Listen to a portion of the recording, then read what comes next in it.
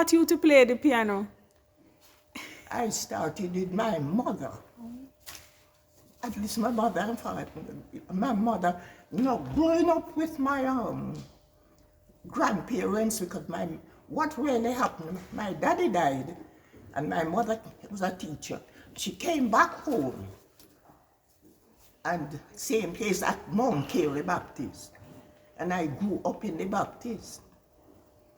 So in my 20s, school, in the school period, I was in St. James. So what I say now, after leaving that now, I went in the post office after I left school, but I was in St. James for most of that time going to school. So you say you grew up in the Baptist church? I started off in the Baptist church. Okay, so at what point did you move over to Moravian? But coming to live in the area, I got myself connected with the Moravians. So I've done more in the Moravians and the earlier days was in the Baptist. So what was life like in the earlier days when you came to Manchester? Well, when hearing that I could play, being the school is a Moravian school as well, infant school, I always do. They always call me to give them practices for graduation. So I always play for graduations, for the all age, as well as for the infant school. Tell me about Miss Dorothy Sconce. How long would you have known her? Oh Lord, Sister Dorothy Sconce is known to me for more than a lifespan, because I came there and I knew of him before coming here as a member. Yes. What is your fondest memory of her? You spoke to her playing and working with the women's working with the Women's Fellowship. We always put on our annual Easter pageant. She was our musician. Youth, we have the Moravian youth group too. Every Ash Wednesday we have what is called a youth rally, where our young people take part in music, speech, and drama. Sister Sconce is always preparing them for the music part of it and assisting us. Every Sunday, apart from being away with family abroad, Sister Sconce is at her post, playing the piano for funerals, for weddings. And recently my young daughter said, Mommy, one regret I have, you didn't send me to Sister Sconce to learn music. That is why I have to insist now that my son is doing music.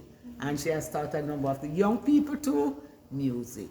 But I was blaming myself for not having a little, group. Yes. Somebody to succeed when you stop playing. People play, but not that should have been played. But some of them really play and leave the area. That sort of thing. So you don't really hear a continual. As I said, I did a wrong thing. I really should have had a kind of a little music school after I retired, Because when I was at the post office, I wouldn't have the time. What is one of your fondest memories as the church pianist and helping the school with their school songs and all the other ministries that you'd have helped? Yes. Because I like to be with young people. Yes. And then I try to still ask them, one or two are around, now and then, because we had one here. But since the COVID business, she used to come and one of our members, the children shift.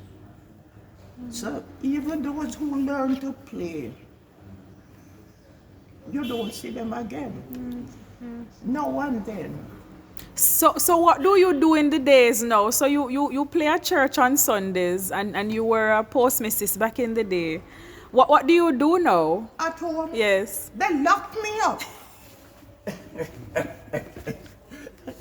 They lock me up.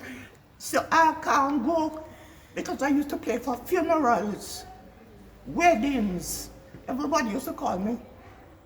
concerts in different churches in Manchester South, different denominations. I played not only here, Mandeville. So actually I've done a little playing at, maybe, you can imagine how many churches. Adventist, Moravian, Church of God, you know, the churches in the area. They always call me, ask me to play. Weddings, funerals, I still that. Do you miss it? Do you miss going all about this? Don't talk. I feel I'm in a prison. I have to wonder. But with what is happening around, your safety is most important to stay in with the pandemic and I all. have to stay in. Yes. How do you feel to almost be 100? It is surprising because I never knew that that number could.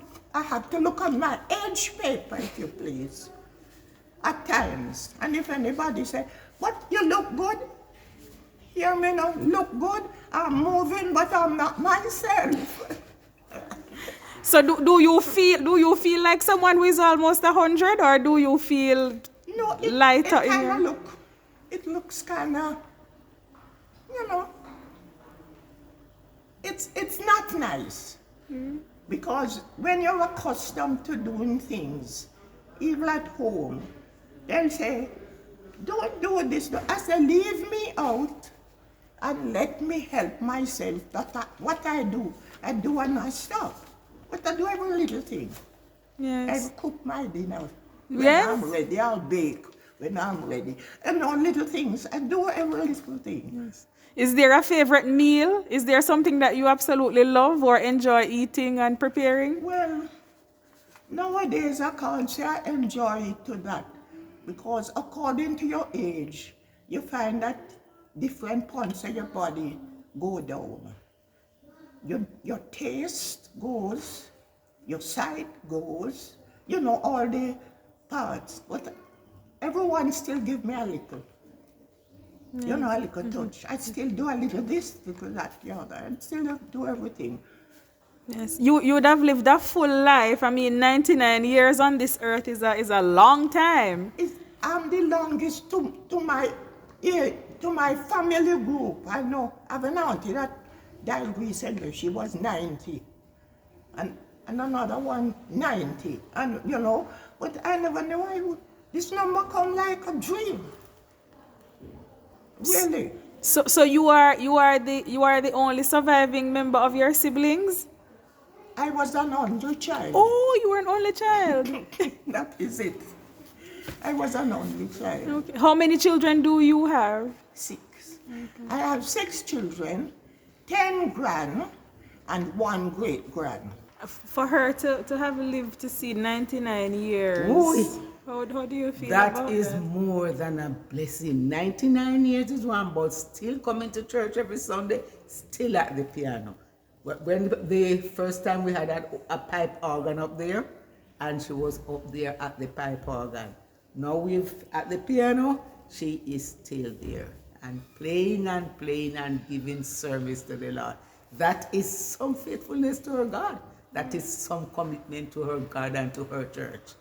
Sister Sconce is our. And young people, middle age, everybody is still Sister Sconce. Still Sister Sconce. The love and the cherished memories, just a part of she's an institution, I may add up.